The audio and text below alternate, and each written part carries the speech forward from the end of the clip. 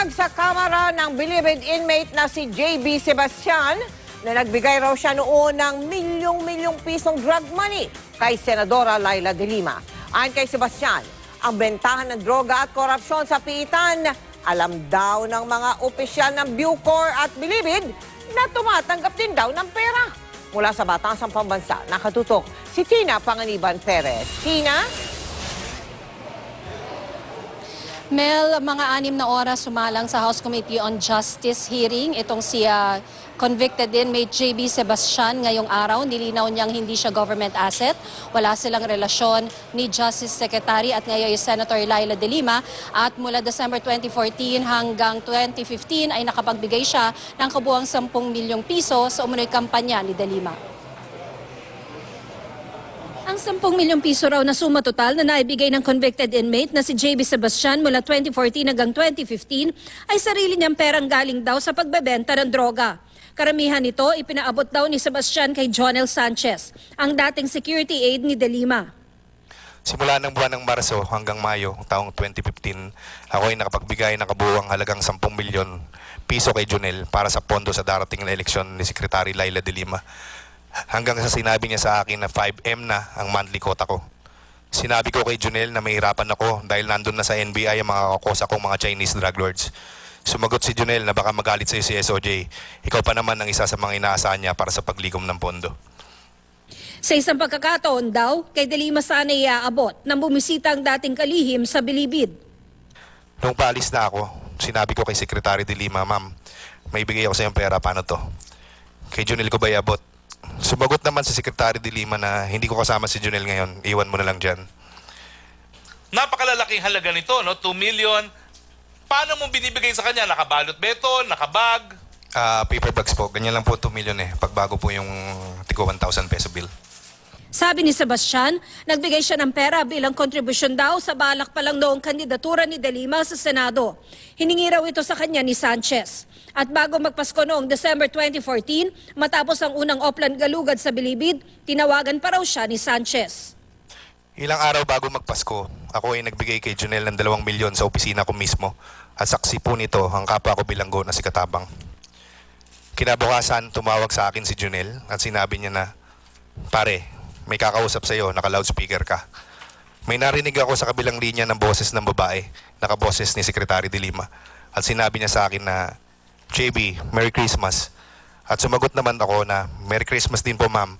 Natanggap niyo po ba ang regalo ko sa'yo? At sumagot naman si Secretary na, Yes JB, Merry Christmas. Pero sabi ni Sebastian, hindi totoo ang sinabi ng ibang kakosa na siya ang nag-utos na magbenta sila ng droga para sa kampanya ni de Lima. Itinuturo lang daw ng kanya mga kakosa sa kanya ang lahat dahil galit daw ang mga ito sa kanya matapos ang December 2014 raid kung saan siya lang ang hindi napasok at nalipat sa NBI. Ang alam daw ni Sebastian, ang isa pang convicted inmate na si Herbert Colango ang mas malakas kay de Lima. Nagbibigay rin daw ng pera si Colango kay de Lima.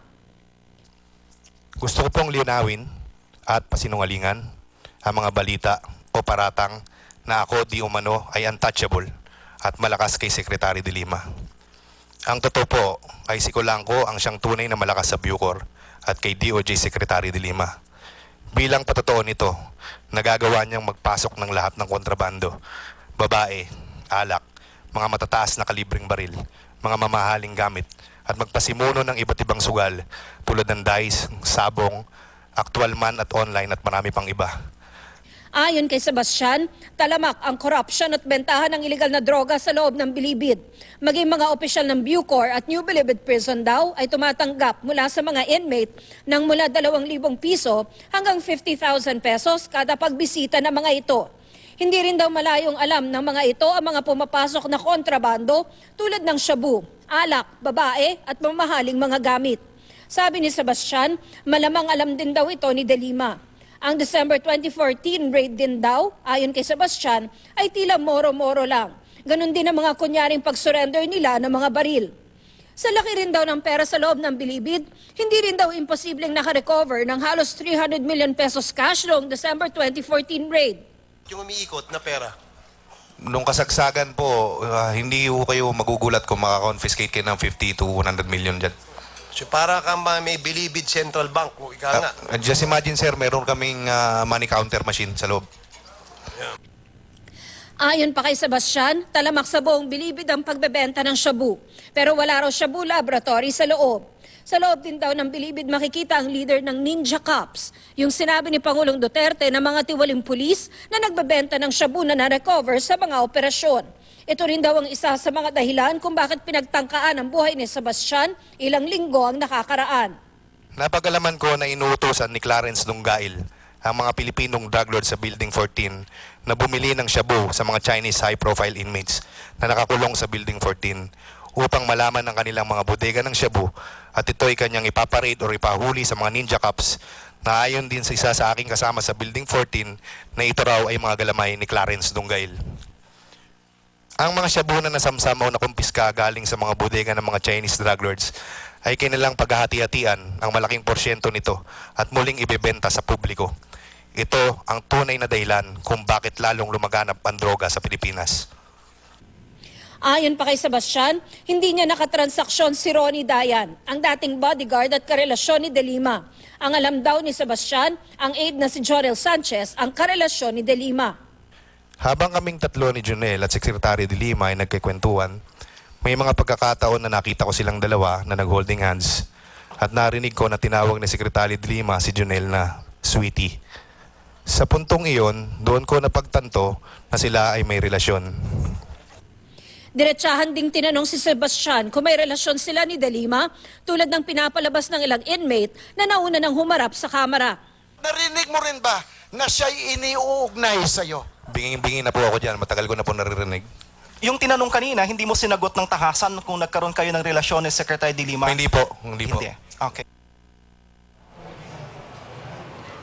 Mel, may mga nabanggit si JB Sebastian na ninja cops at mga taga-gobyernong sangkot o kakontsaba nila sa mga iligal na gawain sa loob ng Bilibid. Nakahanda raw siyang pangalanan ng mga ito pero hindi sa isang pampublikong pagdinig. Mel? Tina, hindi ba itinatuwa ni Jonel lahat na sinabi niyang si Sebastian? Hindi daw totoo na siya ang sa kanya pinapadaan ng pera. Hindi totoo na sila ay merong ugnayan. Hindi daw totoo eh. Pagkatapos, nagpa-lie detector test sa NBI at lumabas na wala eh. O nakalusot siya. So, ano ba in the end, Tina? Paano yun? Paano i-resolve ba ngayon yung magkakaibang mga pahayag ng mga witnesses na yan? Tina? Mel, pati si JB Sebastian, sabi niya handa rin siya magpa-lie detector test. So, bahala na siguro yung mga kongresista na i-weigh, bigang-bigat, yung testimonya ng lahat ng mga resource persons at mga saksi na humarap sa kanilang komite. Total, ang utos naman ni Speaker Mel ay hindi prosecutory, no? Ang gagawin ng komite ay magrekomenda ng panukalang batas na kanilang ipapasa at hindi yung pagsasampa ng kaso sa sino mang sangkot dito sa drugs trade sa Bilibid. Mel? Pero Tina, parang magkaiba nga ba yung sinabi ni Sebastian sa kanyang affidavit at sa interpellation sa kanya, yung tungkol sa kung magkano yung kabuuang binigay niya na drug money kay De Lima? Ano ba talaga yung kaibahan niyan, Tina? Doon sa kanyang affidavit, Mel, may sinabi siya kasi na mula Marso hanggang May 2015, nagbigay siya ng kabuang 10 million pesos para kay Secretary De Lima. Ngayon, nagkakaroon ng kalituhan yung iba, baka raw 14 million yung total na naibigay dahil maliban doon sa naibanggit niyang 10 million na yon, prior to that, may nabanggit siyang dalawang insidente na nagbigay siya ng 2 million pesos each incident. Ngayon, dun sa interpellation ng mga kongresista, consistent naman siya na nagsasabing 10 million yung total na naibigay niya, 2 million, tapos 6 million yung tranches. Mel? Maraming salamat sa iyo, Tina Panganiban Perez.